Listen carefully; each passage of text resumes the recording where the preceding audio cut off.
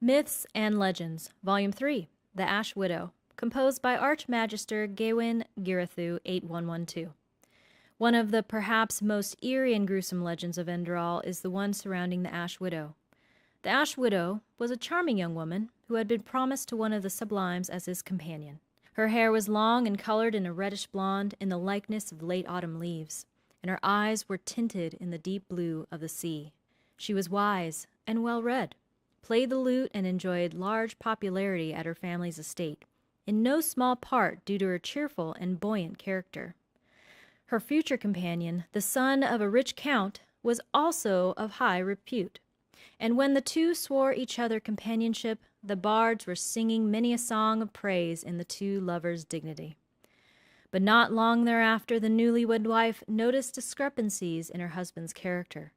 Though at feasts, with other sublimes present, he always spoke gently of those treading the lower paths. His wife heard him tell different stories entirely after a few cups of wine. He held no sympathy for craftsmen, artisans, and worse still, those dwelling in the undercity. "There is a reason as to why Malthus blessed us with our path," he said. "Our blood is worth more." If initially it were such words that made the young woman feel anxious, words quickly turned into deeds. He had the legs of a stable boy who had saddled his horse incorrectly broken, and knocked out a servant girl's teeth after she had spilled wine on his coat. When the young woman confronted her husband about this, he merely regarded her dismissively and walked away. As the years passed, the woman's sorrow grew with each new winter. Often she thought about running away, however, as her husband's crimes were not directed at her, and he could even show noble behavior at times.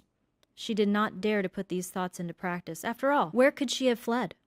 One day, however, things would take a turn for the worse. A young half-Eternian maidservant had begun her service at the castle. She was hardly 16 winters old and shy nature. But the woman noticed her companion's glances and stares, filled with a mixture of malevolence and lust that sent shivers down her spine. Soon thereafter, the woman realized how the young maidservant was always avoiding her glance, the head bowed as if she were terribly ashamed in her presence. Her companion, too, came to their bed increasingly absent and unenthusiastic. Day and night she pictured to herself what her husband might do with the girl, until she decided to hide in the wardrobe on the day the half-Eterna was supposed to clean the chamber, before she told her companion that she would seek out the peddlers visiting the region near the castle, as they did every full moon. As soon as the servant had shut the door with shaking hands, the latch rushed down. From within the wardrobe the woman saw her companion standing in the doorframe, panting with excitement.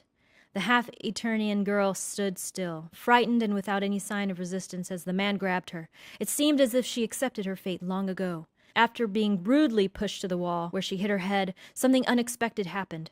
A wave of magic energy took hold of the man. Traumatizing event must have awoken the girl's magical talents. Magical bands entangled the man's right hand and covered it in darkness. Angry and surprised, he grabbed her throat, and the shocked girl was no longer able to keep the spell unknown to her. When the dark veil dissolved suddenly, only a malformed claw remained where the previous man's hand had been. Irritated by his body's wild magical deformation, the man waited a few seconds, thinking. Though his healthy left hand remained at the servant's throat, he concluded that he would be unable to continue walking the path of the sublimes when soon all the world would know he'd laid his hands at a witch. His previous life would be at an abrupt end. So he took hold of the glowing oil lamp, but before he was able to throw it at the still petrified servant, his wife stormed out of the wardrobe to stop him. But it was too late. The blazing oil poured on the floor, and in moments the woman and young girl's clothes began to burn. In the moment of their death, the servant's wild magical powers merged with the deceived woman's desire for revenge to form a powerful and horrible spirit being, the Ashen Widow. After the fire was quenched, the man chopped off his deformed claw-like hand with the woodcutter's axe. To his family and the ones present at court, he insisted that the half-Eternian servant had attacked his wife with wild magic out of envy, burning down a part of the room. He had tried to rescue his wife when his hand was burned in the magical fire, forcing him to leave his wife and remove the remains of his charred hand. Count's son was able to preserve his good name, continued on the sublime path, and finally succeeded his father, but up to the end of his life was unable to find a new companion, and each night he encountered the Ashen Widow, who robbed him of his sleep and poisoned his dreams. His life as Count and Lord of the Castle was a miserable one, and when his last hour approached, he realized that it would be long forbidden for him to enter the eternal paths, and with remorse He anticipated his next life, which, in accordance with Malthus's will, he would have to spend in the Undercity.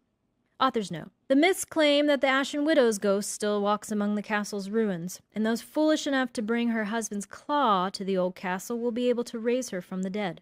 We can only speculate that on the claw's current location, but it is said that it still reaches high prices among antique dealers. Again and again, one of them sells the horrid remains for good money after acquiring it for little from disheartened and ashamed adventurers who did not turn out to be daring enough to conjure up the Ash Widow's spirit.